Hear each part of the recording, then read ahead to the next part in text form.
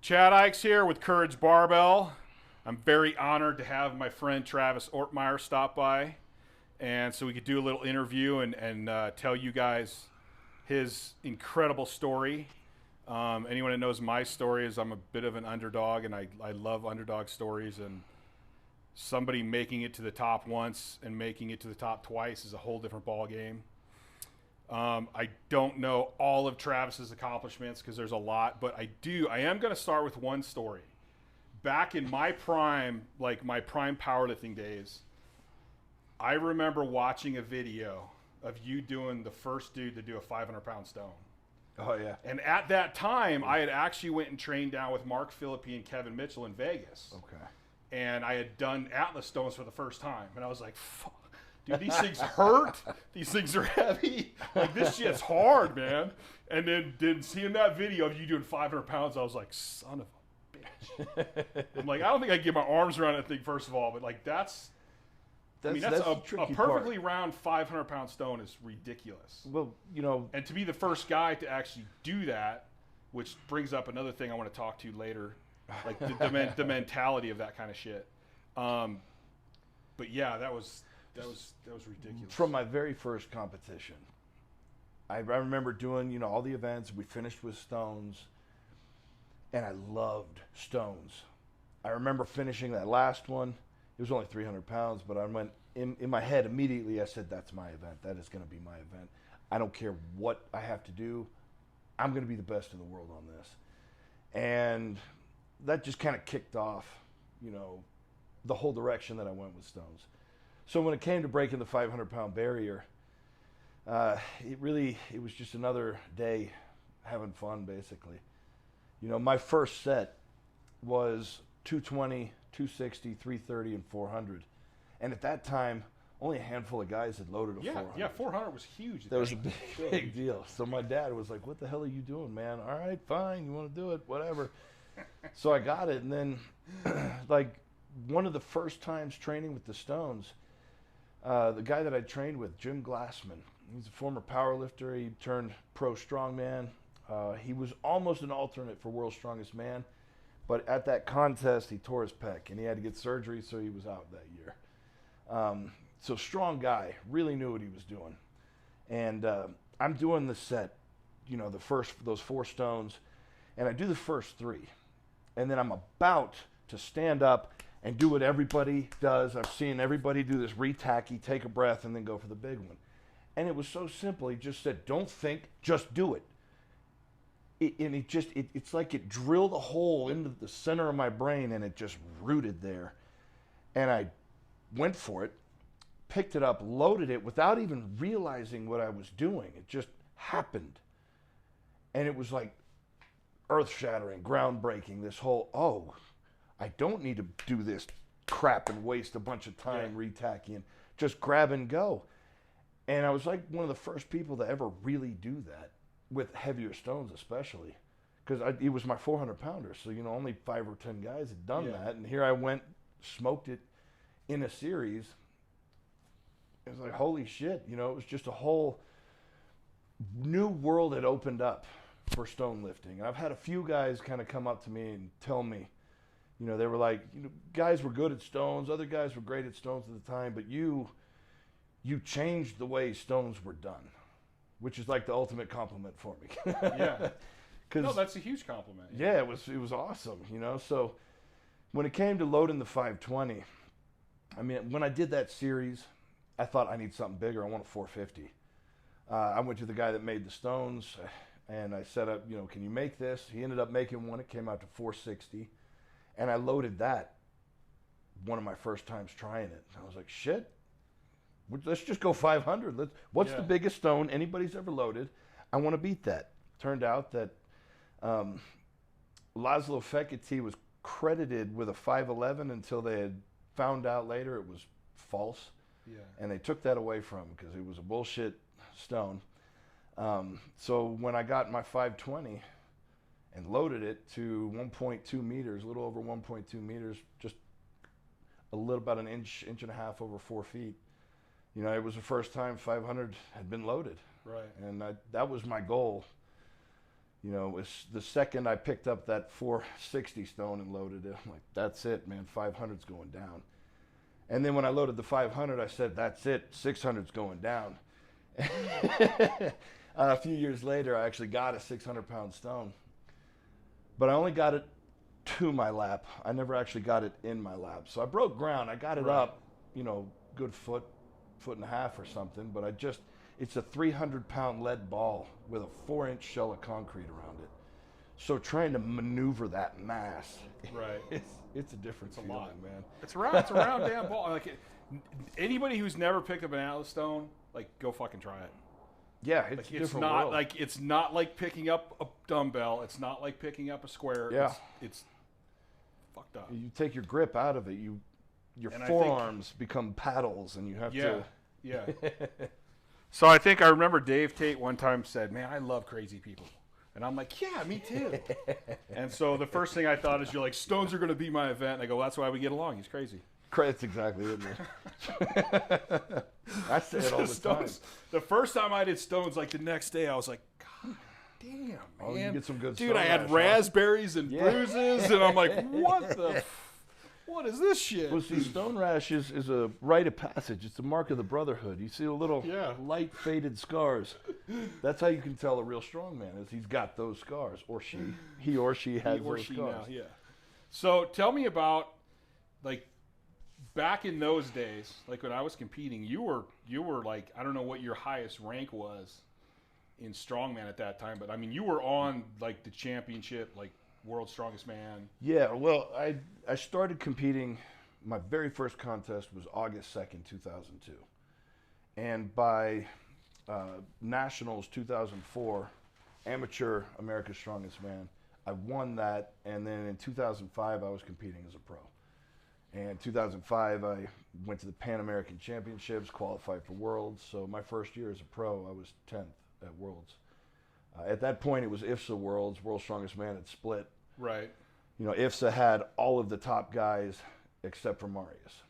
And then World's Strongest Man kind of filled in with a bunch of guys that weren't necessarily top caliber. Right. They later became some of the top guys out there, but they were all pretty new, pretty young. So I think Marius kind of had an easy time, but not to digress. I took 10th at IFSA in 2005 and then 10th again in 2006. 2007, kind of a different story. I ended up having to qualify for Worlds the day before. It was a World Open qualifier, last minute qualifier, so I won that.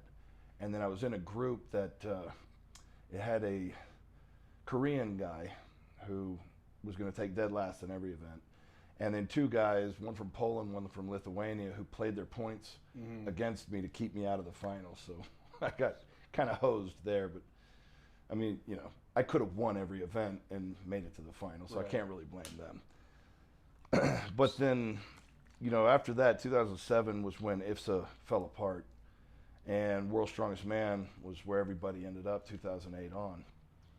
And 3 times 5th at World's Strongest Man.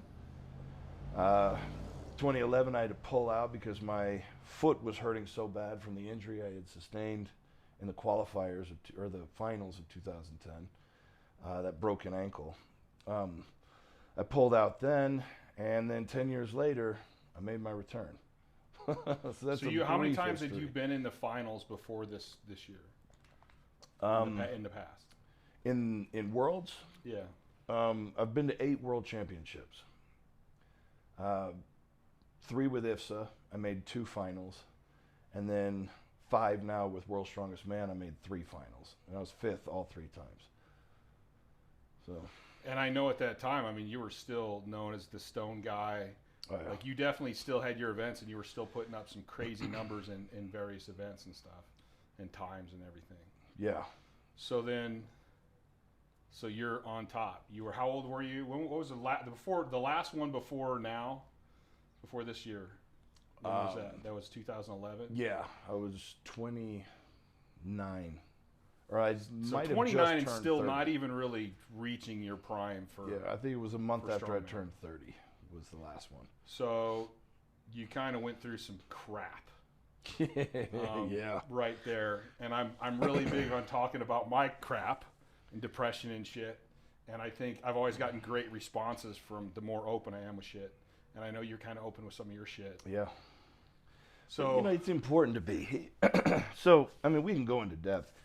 I think some of these topics are so taboo, and it keeps people lost. yeah. If you can't talk, like for me, you know, it started out with a painkiller addiction. Strongman, it's brutal. I was competing 15 to 18 times a year. And, you know, I had a doctor tell me, he's like, oh, yeah, you need this just to kind of get through your training. And so I kind of listened to him against my better judgment, because I had that little voice. I'm not going to say it wasn't my fault. I didn't know better. I had that little voice say, this is bad. This is a bad idea. Mm-hmm. But I just kept going, and I justified it by saying, well, he thinks I should have him. A couple months later, now I'm stuck. I can't get off. And you kind of was part of that too. Like, I know I talk about like some of my depression and my sleep stuff.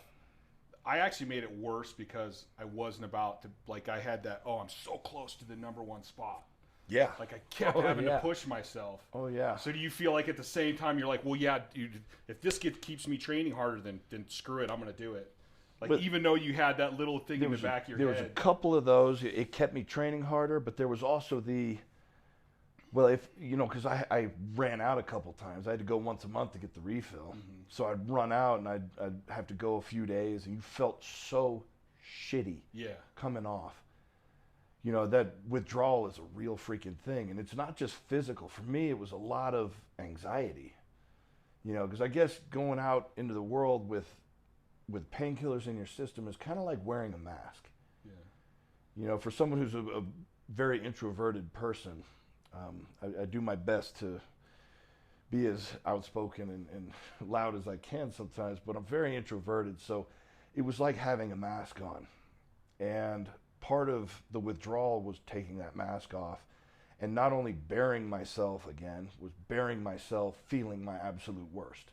Right. So it was kind of a double whammy, and I got sucked back in every time because of that. That happened for years. You know, it was kind of a rough cycle. It was 2 or 3 years, something like that I was on there, which, you know, for that amount of time, one, it kind of drains your bank account. It's an expensive habit. But it's also really trying for those closest to you. I was married. I had a young son. You know, I think I started to kind of become a little distant emotionally, because it doesn't just numb physical feelings, it numbs everything. Mm-hmm. You know, so it kind of numbed my passion for life, numbed my emotions, my feelings with my wife, and, you know, she got very resentful, and which made things worse. So you know how it kind of piles up. Actually, I know you're kind of saying some stuff that's like, I'm like, holy shit, man. Like, we had different situations, but a lot of it is similar, like with my sleep getting bad and me pushing so hard, which made my sleep worse because my central nervous system was so screwed up. Then my sleep would get worse, and I would do the same thing. It was like I would become almost a zombie. Like, yeah, I knew I felt things, but I didn't actually feel it. Like, I knew the girl I was with I loved, but I couldn't actually feel it. I mean, I knew I would go play with my niece and nephew, who I love dearly, and I couldn't feel anything. So it's like, I know somewhere deep in my heart I have these feelings for them, but I can't feel anything. So, and then you talk about how the snowball effect of that in a relationship. Yeah. I mean, we took different courses, but damn, that's like so much of the same thing. And it kind of says, it speaks to how tough you are as a person, I guess, because you can go that far and dig that deep. Yeah. Through all of that, through being able to dig so deep that your body's like, I'm so stressed. I have to cut every calorie I can, wherever I can. And if that means I need to cut emotions out, they're gone. Because, you know, most people would break or give up way before that. The gift of hard-headedness. But yeah, well, it's like you say, crazy, you know? Yeah, because at the same time, we didn't miss training. No, no, never missed training. It was that obsession. You know, but I don't know how old you were when you started. I was 11 years old when I started, and never missed a workout. Yeah. Ever, unless I planned to. So it was just drilled into me that no matter what was going to happen, I was going to find a way. My parents, when I was 14, my parents sent me to live with my aunt and uncle for a summer. Yeah. Because I was getting into trouble, allegedly. But I went to live with them in Washington. Well, they lived in Richmond. We worked in Washington, D.C. I went to work with my uncle every day, and they had a little gym in the basement. But I was afraid when I went that I wasn't going to be able to train. So I packed my bags, and then I put a little dumbbell handle and 4 10-pound plates in my suitcase. Yeah. And carried that fucker up there. 40 pounds of weights plus my bag. I mean, you talk about a heavy suitcase. You know, it's no wonder we fucking get along. Same thing. I grew up in Missouri. I have blue collar blood like coursing through my veins. Yeah. Like you take pride in how hard you can push yourself and how good a job you can do. And literally growing up, I started my gym in my basement and just gathering parts and pieces. If my buddy's dad had a dumbbell, I'm like, hey, are you using that? Can I have that? Yeah. Like anything I could get my hands on. Like if I was sick, I would still train. If I was sick I couldn't train, then the next day I'm doing 2. You make up my for dad it, actually lectured me one time on being too serious and taking things too much. Like he would, like I love going to the Cardinal baseball games. I love Cardinal baseball. Like there was times like, sorry, Dad, I didn't train yet. I can't go. I got to train. And my dad's like, bullshit. You're going to the game, and I'm like, no, I'm not. And we get in a huge argument. Revolved around the workouts. Like, everything. What am I going to put in my schedule? Well, Monday is back day. Tuesday is chest day. This is leg day. And it was like there was nothing that was going to keep me. If it was 2 in the friggin' morning, I'm like, well, I got to train, man. Like, I can't miss it. I can't miss it. So that's kind of where I think that led to some of our issues that we deal with now still too. Probably. You know, and it's one of those things, I guess, if you aren't introspective enough to see those things, you won't ever learn from them, and you'll keep going. You'll keep beating your head against that wall. Yeah. And I was beating my head against that wall until finally the wall slapped me back really hard. And, you know, that painkiller addiction, it kind of, it took a turn for the worse when my wife finally left. You know, she was from England. So we were having some trouble with our relationship, our marriage. And I was living in Houston at the time. So we were having trouble there in Houston. And you know, my son was pushing 3 years old almost, and so you could see it. She was homesick. She wanted to be where she was comfortable around family. Yeah. You know, as much as she said she wanted to be away from England, when you have a kid, it changes things. So we were going to move to England, and you know, we had planned. What the plan to me was, she was going to go over, get things set up. I was going to sell the house and kind of finalize things back in Houston and then move over in like a month or 2.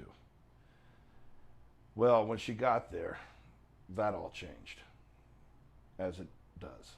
You know, I remember the absolute worst day of my life.